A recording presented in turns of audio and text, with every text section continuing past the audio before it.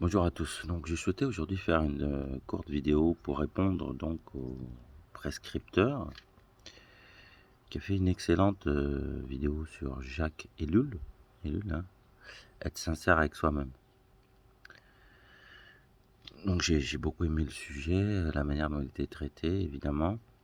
Euh, je suis tout à fait d'accord avec le propos et la seule chose, c'est la confusion que le prescripteur fait ou Jacques Ellul, je ne sais pas ici l'un ou l'autre. Enfin, en tout cas, dans le récit qu'il donne, il y a une confusion entre la spontanéité et l'impulsivité. En fait, on mélange les deux. On fait comme si c'était pareil. En fait, ça n'a absolument aucun rapport.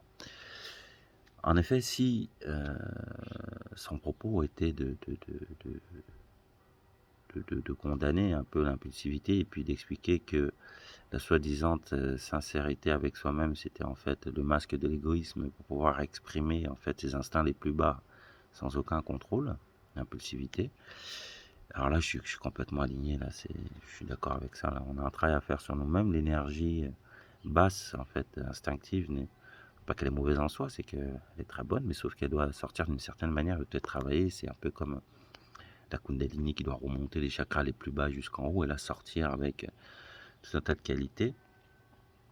Bah, on a un travail à faire et puis la société nous impose donc d'avoir un certain contrôle sur nos impulsions et on parlait de sublimation, de transformation pour les amener au meilleur, pour sortir de manière constructive et non pas destructive dans nos rapports aux autres. Donc ça, c'est parfait. La spontanéité, ça n'a absolument aucun rapport en fait. La spontanéité, bon là, il faut la rentrer dans le domaine de la spiritualité, de la croyance et puis de l'expérience spirituelle, l'expérience de l'être. Lorsque l'on fait l'expérience de l'être, en fait, il y a le canal par lequel l'être s'exprime à nous directement, je dirais, en allant au-delà. Donc, il va au-delà des barrières mentales, de la réflexion, du contrôle.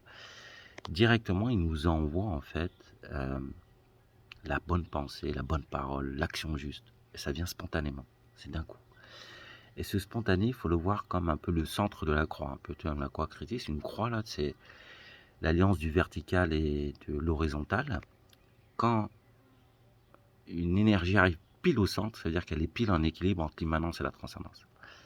Et ça veut dire que c'est un acte qui va à la fois nourrir la transcendance et répondre à l'immanence. Ça, c'est un acte spontané. Ça, c'est direct. Et ça passe pas par le mental. Le mental ne peut pas construire à lui tout seul avec la rationalité. Tu ne peux pas construire un acte spontané. Tu vas construire quelque chose de raisonnable, ce sera équilibré, dosé, mais ça n'aura pas la magie et ni le génie que peut insuffler l'esprit. Voilà ce que je voulais répondre. Merci.